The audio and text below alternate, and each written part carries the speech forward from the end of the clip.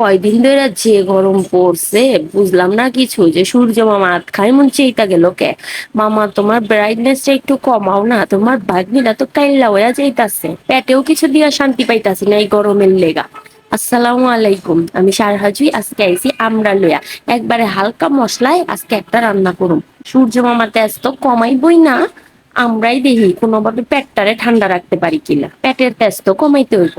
যাই হোক, আমরা ভালা কইরা ধুইয়া ছিলা লইছি, আর যেটি একটু সবুজ সবুজ ওইটি আমি চিলকা সহ লইছি। দুইভাবে আপনারা রাঁধতে পারবেন। এখন লাগবো কাউরা তেল, মানে সর্ষের তেল, সামান্য একটু দিলেই হইব, কিন্তু সর্ষের তেলটাই লাগবো। আর দেবো সামান্য একটু সর্ষে আর শুকনা মরিচ, ভালা কইরা ভাইজা আমরাটি দিয়ে দেবো। আমরাটি দিয়ে আমরাটিও এই তেলের লগে ভালা কইরা ভাইজা লমো। আমার কিন্তু আর কোনো মশলাই লাগবো না, বাস এইটুকুর ভিতরেই আমার রান্না হয়ে যাইবো গা। যারা হইলো টক খাইতে পছন্দ করেন তারা কিন্তু এটা অনেক আয়েশ করেই খাইতে পারবেন।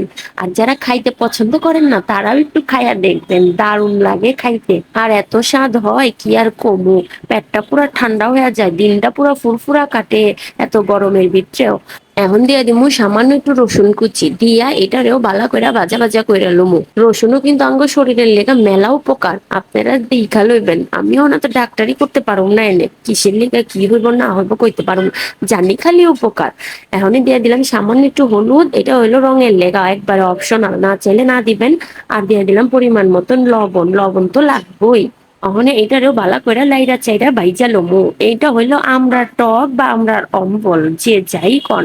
আমি আমরা টকই কই, আমরা সাদা সিধা মানুষ, এত বেচাইলা নাম কইতে পারি না। আমরা টক, আমরা টক অনেকে অনেক ভাবে রান্ধে, কিন্তু এইভাবে বিনা মশলায় রান্দা খায়া দেখেন এত স্বাদ হয় কি আর কমু। না খাইলে বুঝবার পারবেন না আমার কওয়াতে।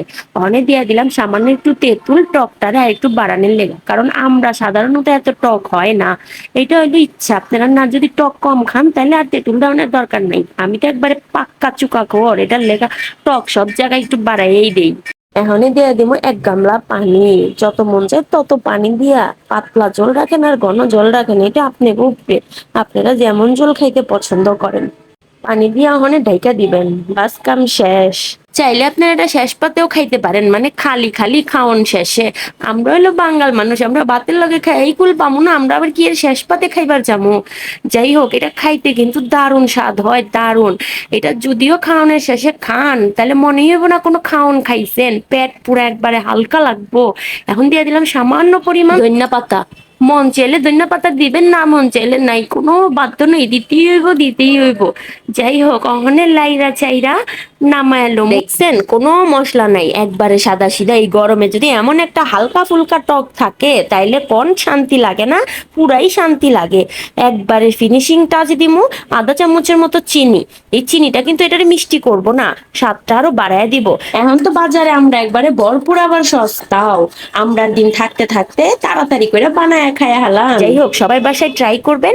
আজকের মতো জায়গা, আল্লাহ হাফেজ। আর এতক্ষণ আমার ধৈর্য ধরে সহ্য করার লেগে সবাইকে ধন্যবাদ।